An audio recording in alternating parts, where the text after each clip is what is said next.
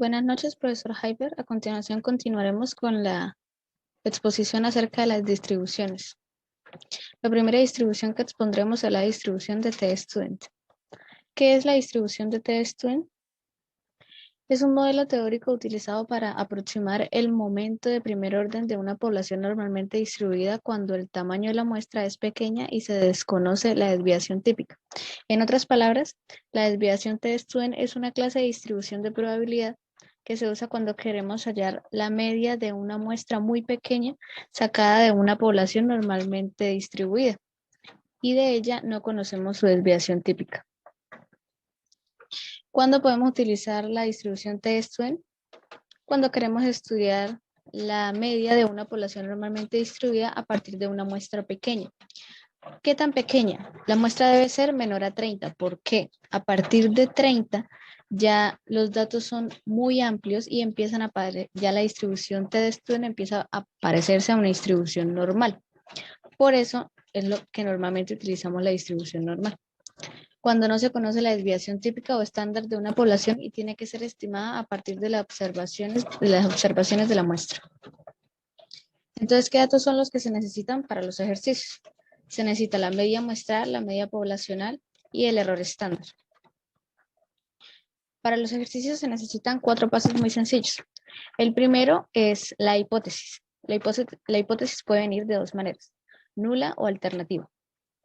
Cuando es nula, declaramos que mu es igual a un número.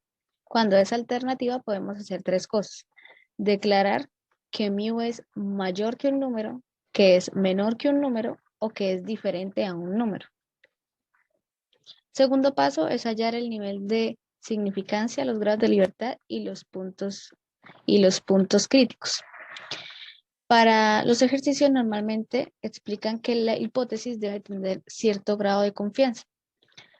Para este ejercicio vamos a utilizar el grado de confianza número 98 y es el que se encuentra en la mitad.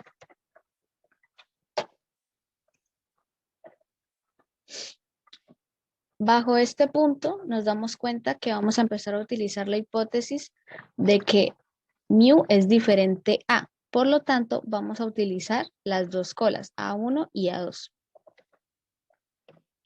El nivel de significancia es el área de rechazo. Por lo tanto, si el área de confianza era del 98%, significa que el nivel de significancia es del 2%, o sea, 0.02.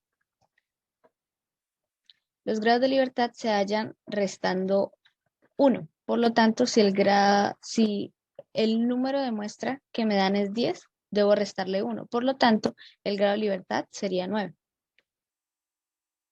Para los puntos críticos, debemos buscar en la tabla de variación T. La tabla de variación T contiene una columna de la significancia contra los renglones del grado de libertad.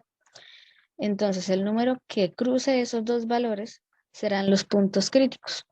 Por ejemplo, para este caso, tenemos que hallar los 2 porque debe ser diferente el número A. Si fuera mayor A, solamente tomaríamos la cola de la derecha. Si fuera menor A, tomaríamos solamente la cola de la izquierda.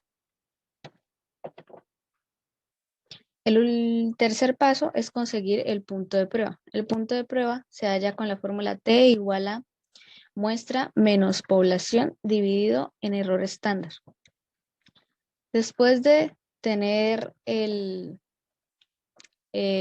punto de prueba, se comparan los datos.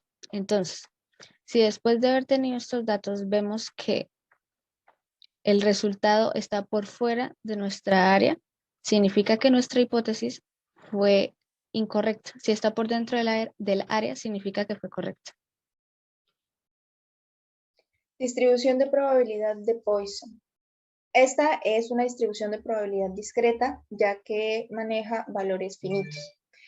Con esta podemos calcular la probabilidad de que un evento ocurra en un intervalo designado. Este puede ser de tiempo, distancia, volumen o área. Esta fue propuesta por Dennis Poisson en 1837.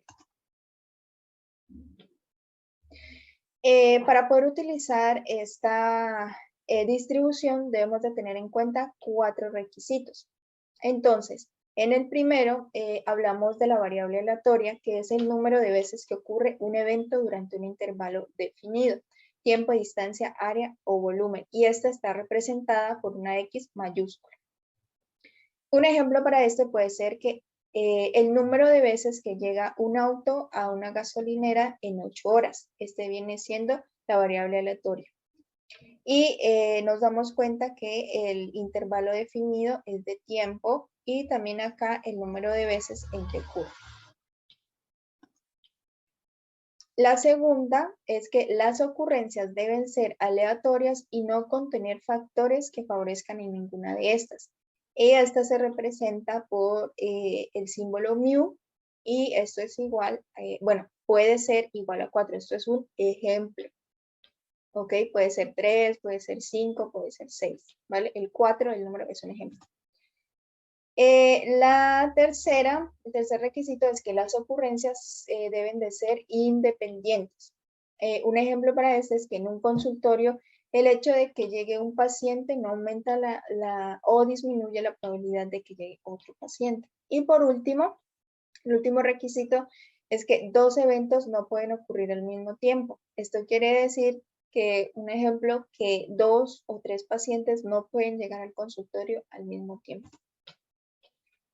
La fórmula. Entonces, se dice que la variable aleatoria discreta X tiene una distribución de Poisson con un parámetro mu, entonces mu sería mayor a 0 si la función de probabilidad de X es f de X, que es igual a la probabilidad de la variable aleatoria, igual a X, y esto es igual a la base de los logaritmos naturales, que viene elevado a la menos mu por mu a la X sobre X factorial. Debemos de tener en claro que los valores de X deben ser mayores o iguales a 0. No pueden ser negativos y también tienen que ser números enteros. Bueno, entonces acá ya sabemos que X con la X mayúscula viene siendo la variable aleatoria y X minúscula vienen siendo los valores, sus valores, ¿ok? Entonces, f de X, que es igual a la probabilidad de X, que es igual a X, esto nos da la probabilidad de X ocurrencias en un intervalo. También tenemos a mu, que es igual a la media o al valor esperado de la variable discreta. Y que es la base de los logaritmos naturales. Y este tiene un número que lo representa, que es 2,71828. O lo podemos encontrar en la calculadora como en la letra E. El ejercicio. El consultorio veterinario de William recibe un promedio de 4 pacientes al día, sabiendo que el número de pacientes que llegan en un día sigue una distribución de Poisson. Calcular la probabilidad de que lleguen 3 pacientes en un día. Lo primero que debemos tener en cuenta es cuál variable estamos utilizando y que sea la misma. Por ejemplo, en este caso estamos utilizando una variable de tiempo, ¿ok? Entonces, verificamos, acá estamos un día, al día, ¿ok? Listo. Con eso ya sabemos que podemos utilizar la distribución de Poisson. Entonces, recuerden que la variable aleatoria X es el número de pacientes que llega a la veterinaria, en este caso. Y que nos podemos dar cuenta que esta lleva una distribución de Poisson con parámetro 4. Este 4 lo sacamos desde la mu, que nos los da acá el ejercicio. Y por último vamos a poner lo que nos está pidiendo el ejercicio, que es la probabilidad de que X sea igual a 3. Entonces vamos a reemplazar, acá ya tenemos la fórmula y reemplazamos. Recuerdan, valores de X son los que son reemplazamos los valores de X minúsculo. ¿Ok? Entonces, esto quedaría f de 3, que es igual a la probabilidad de la variable aleatoria que sea igual a 3, es igual a 2,71828 a la menos mu por mu a la 3, que estos valores Ya los tenemos acá, que los identificamos primero. Sobre el 3 factorial. Entonces, primero debemos encontrar el factorial de 3. Y recuerden que para encontrar el factorial de un número n, este es el producto de enteros positivos del 1 a n. En este caso, como estamos utilizando 3, entonces vendría siendo 6. Entonces, bueno, esto lo hacemos en la calculadora. Ok, listo. Y nos da un valor de 0,1954 y lo pasamos a porcentajes que nos da 19,54%. Entonces, la probabilidad de que lleguen 3 pacientes en un día es de 19,54%. Bueno, en el punto número 3 vamos a hablar de la distribución de probabilidades de Chi cuadrado. Y vamos a dar un breve concepto sobre la distribución.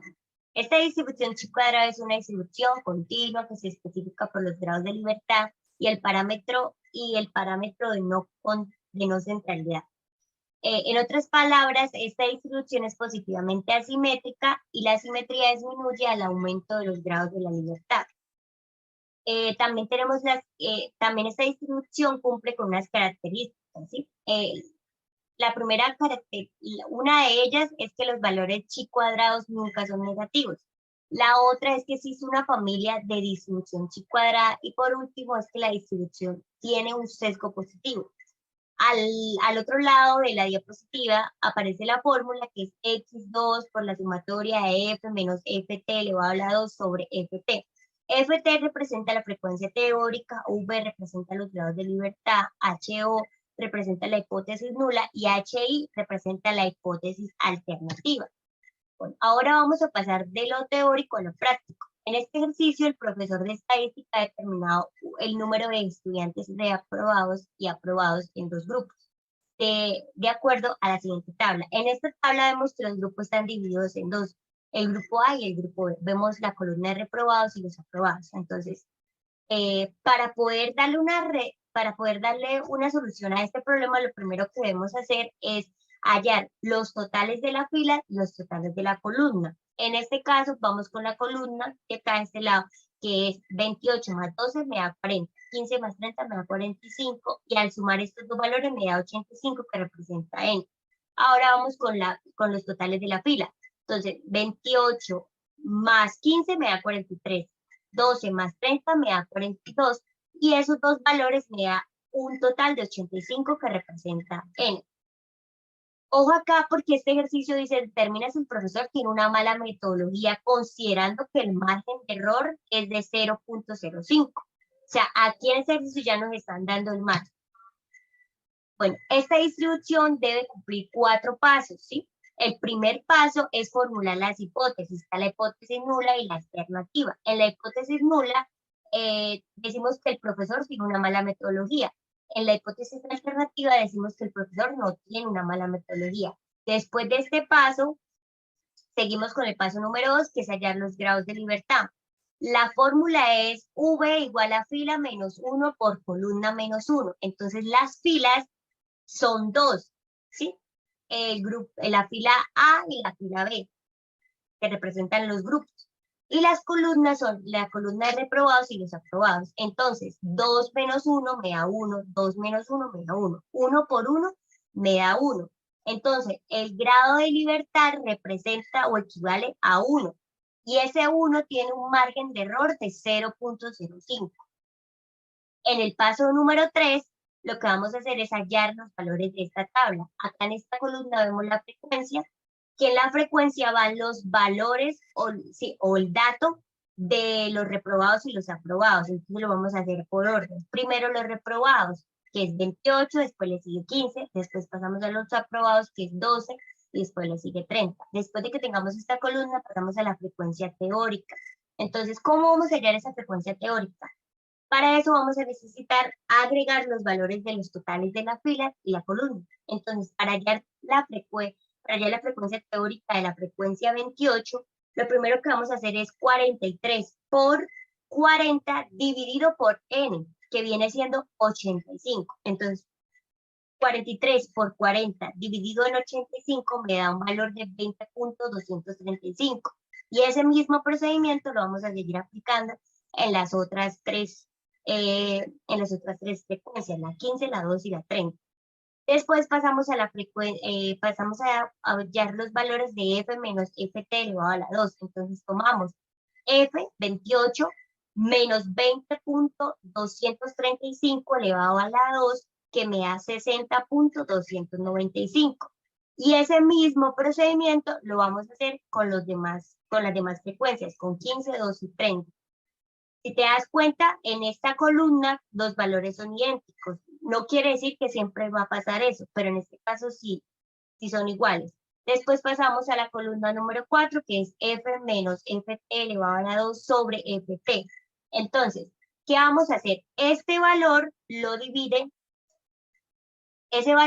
lo vamos a dividir por la frecuencia teórica, ¿sí? Entonces, 60.295 dividido en 20.235, que me da 2.979. Ese mismo procedimiento lo vamos a hacer con los demás valores.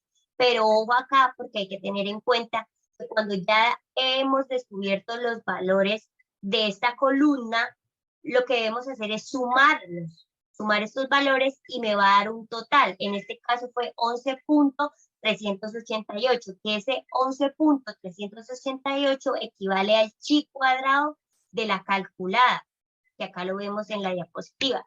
Después de hacer ese paso número 3, seguimos con el paso número 4, que es hallar el chi cuadrado de la tabla. Entonces, aquí en la pantalla vemos una pequeña tabla de distribución de chi al cuadrado. Vemos que están los márgenes de error, que es en la primera fila. También vemos la columna número 1, que son los grados de libertad. Entonces, sabemos que el grado de libertad equivale a 1. Y también sabemos que el margen de error es de 0.5. Entonces, lo primero que vamos a hacer es ubicarnos acá en la tabla, entre la primera columna, que es 1, y pasar 1, 2 y 3 hasta el 0.05, que en este caso el valor de chi cuadrado de la tabla es de 3.8415. Por último, lo que vamos a hacer es darle una respuesta al ejercicio. Es para determinar cuál de las dos hipótesis le da respuesta a nuestro ejercicio, debe tener en cuenta los siguientes criterios. El primer criterio es si chi cuadrado calculado es mayor a chi cuadrado de la tabla. Entonces se acepta la hipótesis alternativa. En el segundo criterio es si chi cuadrado calculado es menor a chi cuadrado de la tabla. Entonces se acepta la hipótesis nula. Entonces, basándonos en estos criterios, vamos a tomar los valores de cada uno de ellos. En el caso de chi cuadrado calculado es 11.368 y en el caso de chi cuadrado de la tabla es de 3.8415. Comparando estos dos valores, a simple vista vemos que 11.388 es mayor a 3.8415, lo que nos dice que este ejercicio cumple el primer criterio, y es que se acepta la hipótesis alternativa. La respuesta de este ejercicio es que los reprobados no dependen de una mala metodología del profesor, sino que los estudiantes pierden la materia por la falta de compromiso y por indisciplinados, más no porque el profesor sea el de error. Distribuciones de probabilidades hipergeométricas. Jacob Bernoulli, 1654-1705, fue un destacado matemático científico suizo que contribuyó con la teoría de las probabilidades. Esta distribución de probabilidad es discreta ya que sus números son finitos. El número de eventos en una muestra de tamaño es fijo. Cada elemento de la muestra tiene dos resultados posibles, que sea o no un evento. Las muestras no se pueden reemplazar, por lo que cada elemento de la muestra debe ser diferente. Y se utiliza sobre todo en el estudio de muestras de poblaciones pequeñas y en el cálculo de probabilidades de juegos al azar. La distribución hipergeométrica se define por 3 parámetros: el tamaño de la población, el tamaño de la muestra y el conteo de eventos de la población. Encontramos las variables n mayúscula, que es el tamaño de la población, n minúscula, el tamaño de la muestra, k, que sería la cantidad de elementos que cumplen las características deseadas, y x, la cantidad de éxitos. La fórmula de esta distribución, entonces, probabilidad de x sería igual a x, que es el valor que toma la variable, k combina x por n mayúscula combina n minúscula menos k combina x sobre n mayúscula combina n minúscula. El ejercicio para esta probabilidad: como subgerente de una clínica, usted debe contratar 8 personas que tengan algún perfil relacionado con salud entre 24 candidatos, 16 de los cuales tienen título en salud. ¿Cuál es la probabilidad de que 6 de los que usted contrató tengan dicho título? Lo que vamos a hacer es a sustituir la fórmula, las variables. Entonces, K serían los 16 candidatos que tienen el título en salud. X serían pues la probabilidad de que 6 de los que usted contrató tengan dicho título. N mayúscula sería el total de los candidatos, que serían 24, y N minúscula son las 8 personas que usted va a contratar. Sustituimos. Probabilidad de X sería igual a 6, entonces K combina X quedaría 16 combina 6 por N mayúscula combina N minúscula, 24 combina 8 menos K combina X, 16 combina 6, sobre N mayúscula combina N minúscula, 24 combina 8. Probabilidad de X igual a 6, 16 combina 6 por, se hace la resta, 24 menos 16 da 8, y 8 menos 6 daría 2, 8 combina 2, sobre 24 combina 8. Realizamos la multiplicación y nos da 8008 por 28 sobre 7.335.471. Al hacer la multiplicación nos da 224.224 sobre 735.471, y el resultado sería de 0,3048. En porcentaje nos daría 30,48. La probabilidad de que 6 de los que usted contrató tengan dicho título sería del 30,48%. Gracias.